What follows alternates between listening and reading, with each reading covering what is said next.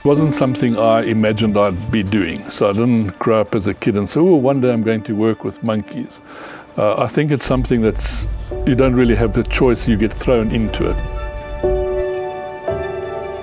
The foundation's been going for about 33 years. Currently we look after around about 600, 700 monkeys. All of the monkeys are monkeys that have actually come from either being pets or the pet trade or something like that, or little babies that have had their parents, their mom shot. If we do find a monkey that's actually been injured on the road, we'll normally give it medical care, get it right again and take it back to where we found it.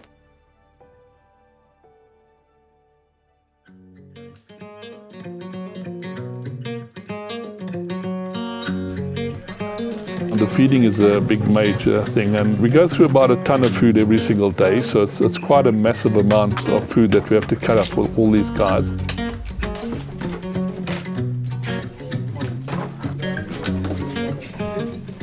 So it is a fairly rough terrain, and we've actually got to get these feed bowls around to all the enclosures that are here. And of course, that's where the wheelbarrows basically come in. That makes a very strong, decent sized wheelbarrow. They're actually our biggest mode of transport. We can't really live without them. It is kind of the lifeblood.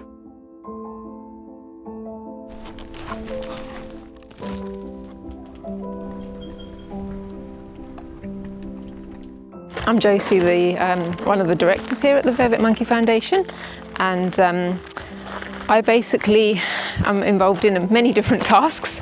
It can be from medical, because I was a veterinary nurse for a couple of years before coming here, and I worked in animal nutrition, veterinary nutrition as well before, and I originally came out here as a volunteer for 1 month, about 2005, a long time ago.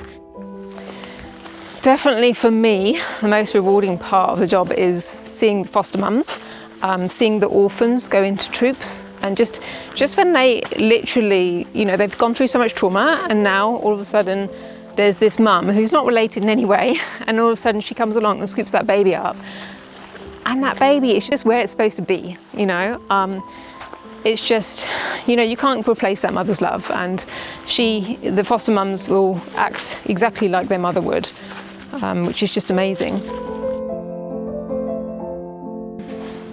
Just need to feel safe, don't you, eh? Little boy. He's really drink well the rehigh, like really well. Also the ginger tea. Yeah. Train on the feeding cage. Yeah. She's not that far. Yeah, that's fantastic. I think there's nothing there. underneath Okay, so I wonder if it. it's scar tissue from an old injury or something like that then. And yeah, it's definitely gone down since the last time. All right, thank you. She was actually found near a coal mine, so she arrived really she was very wet and cold, and then she developed this skin condition afterwards. It looks like it's ringworm because the treatment is working as well for it. So as soon as that's cleared up, she'll be able to meet her monkey foster mum. We tend to use some natural herbs and supplements in addition to veterinary medicine. So we try and preempt that might happen, and then we put them on those remedies as preventative as well. Are you on interview the same one? Yeah. We're very thankful to have volunteers and interns.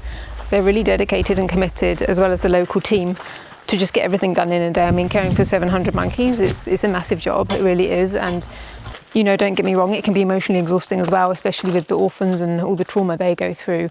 But another big rewarding part of the job is releases. When we can actually truly release that monkey back into the wild, then that's our job done. All right, everybody's ready? Yeah, let's do it. Okay, go for it. And she's out. The color is out. With Georgie on the belly. An end goal in the end of the day. We are trying to purchase a bigger property, which we're calling the Vervet Forest, which is going to take a lot of funds. So the thing is, I think what we've got to start doing is looking at our habitat and planting indigenous bush back in areas, making green areas, not just for monkeys, but for people too. Consider other animals or other things that lived there before you do something, and make sure you're making provision for them.